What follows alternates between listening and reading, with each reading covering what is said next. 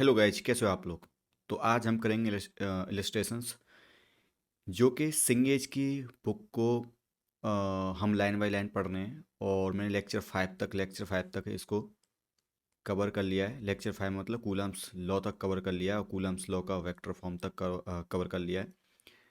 और आज हम करेंगे इसके ऊपर क्वेश्चंस जो कि 1.7 से 1.22 तक हैं, जिसमें ऑलमोस्ट आई थिंक 15 क्वेश्चंस होंगे। उनको हम कवर करेंगे। ओके। तो पहला क्वेश्चन क्या बोल रहा है, टू लार्ज कंडक्टिंग स्फीयर्स। क्या है ये कंडक्टिंग स्फीयर्स। ठीक है। Carrying charge Q1 and Q2 are brought close to each other. Is the magnitude of the force between them exactly given by Q1 Q2 upon 4 pi epsilon naught R square, where R is the distance between their centres. तो जैसे दो charge spheres हैं, ठीक है, और ठीक है ये हैं। ओके। तो दोनों पर चार्ज कितना है, Q1 Q2, और पॉजिटिव चार्ज है। ठीक है, पॉजिटिव चार्ज है। और दोनों के बीच की डिस्टेंस क्या है, आर। दोनों के बीच की डिस्टेंस क्या है, सेंटर के बीच की डिस्टेंस क्या है, आर।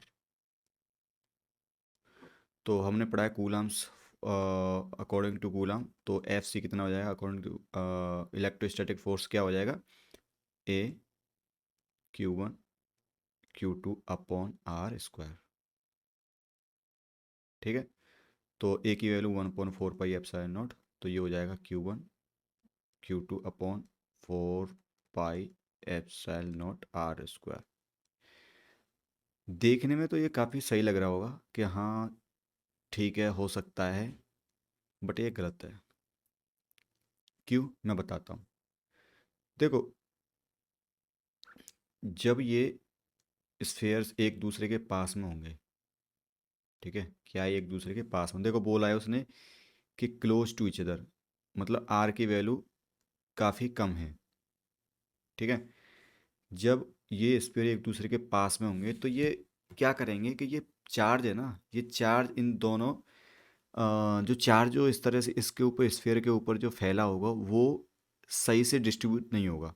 ठीक है। अगर सही से डिस्ट्रीब्यूट होता है तो हम बोलते हैं कि चार्ज पूरा इसके सेंटर पर होगा, ऐसे बोल सकते हैं। मतलब अगर सही से इसका चार्ज डिस्ट्रीब्यूट हो, मान लो ये है, इसको उठाता हूँ अभी। ठीक है। अगर मान लो एक ही स्फेयर है, ठीक है, तो क्या होगा, चार्ज सही से इसके सरफेस पर डिस्ट्रीब्यूट रहा होगा। ठीक है। तो हम सोचेंगे कि प्लस क्यू इसके सेंटर पर है। ठीक है, सही से डिस्ट्रीब्यूट है सब जगह, मतलब सही तरीके से डिस्ट्रीब्यूट है, तो हम बोल देंगे कि सेंटर पर इसका चार्ज प्लस क्यू है। ऐसे मान के चल लेते हैं। ठीक है, क्वेश्चंस करते हैं तब। लेकिन जैसे ही हमने क्या किया कि हम एक इसी स्फीयर के पास में एक स्फीयर और लेके आए सेम चार्ज वाला, प्लस क्यू वाला। ठीक है। अब क्या होगा कि ये वाले चार्ज क्या करेंगे, अब ये वाले चार्ज एक दूसरे, इस वाले जो ये वाला प्लस क्यू आएगा इसके पास में, तो ये क्या करेंगे प्लस क्यू, और इधर प्लस क्यू, तो ये एक दूसरे भागेंगे ये। ठीक है। क्या करेंगे, ये प्लस क्यू दूर भागना चाहेंगे, तो ये कहाँ पर आ जाएंगे अब, इधर की तरफ। किधर आ जाएंगे, इधर की तरफ, इस तरह से। ठीक है। और इस तरह से सरफेस पर फैल जाएंगे इधर की साइड में। ठीक है। एक साइड में भागेंगे, मतलब सबसे दूर वाला पॉइंट यही है ना, इधर की साइड वाला। तो यहाँ पर सारे चार्ज इकट्ठा हो जाएंगे। ठीक है। ऐसे ही इस वाले पॉजिटिव चार्ज की वजह से भी इधर सेम होगा कहानी। ठीक है। अभी भी दोनों की डिस्टेंस, दोनों के सेंटर की डिस्टेंस कितनी है, अभी आर है। दोनों के बीच, दोनों के सेंटर के बीच डिस्टेंस कितनी है, आर है। तो क्या हम अब इसके चार्ज को जो पहले हमने सेंटर पर माना था, क्या अब इस चार्ज को हम सेंटर पर रखा हुआ मान सकते हैं, नहीं मान सकते, क्योंकि देखो चार्ज इधर की तरफ डिस्ट्रीब्यूट हो गया। तो अब चार्ज का जो सेंटर, एक तरह से बोल सकते हो, एक जहाँ पर हम चार्ज को मान सकते हो वो कहीं इधर आ गया होगा खिसक के। ठीक है, इधर कहीं आ गया होगा, सेम इधर आ गया होगा। तो अब वो चार्जेस के बीच की जो डिस्टेंस है वो आर नहीं रही होगी, वो कुछ और हो जाएगी। ठीक है।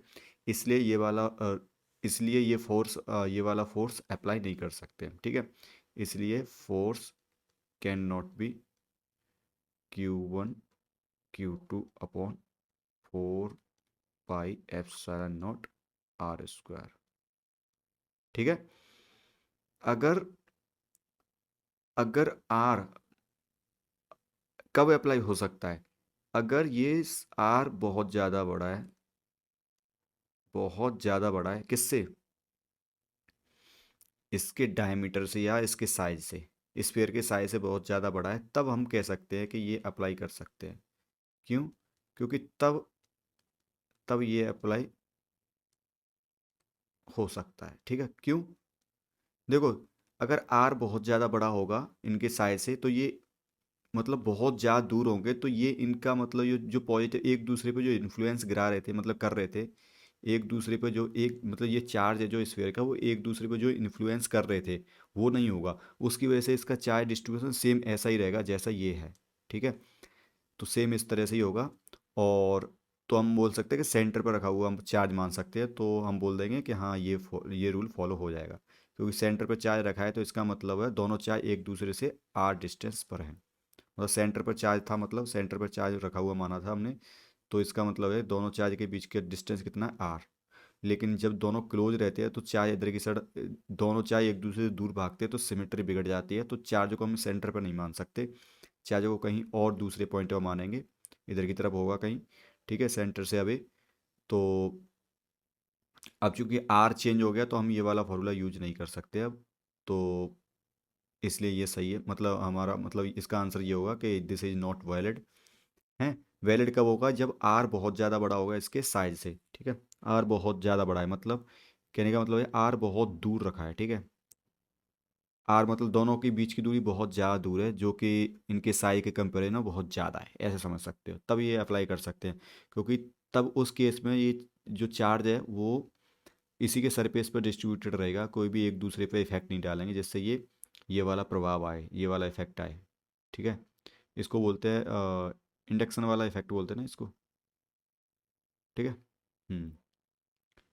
तो ये कब वैलिड है, जो सिर्फ कंडक्टिंग स्फीयर वाले केस में है, ये कंडक्टिंग स्फीयर वाले केस का मैंने यहाँ पर एग्जांपल लिया है। ठीक है। हम्म।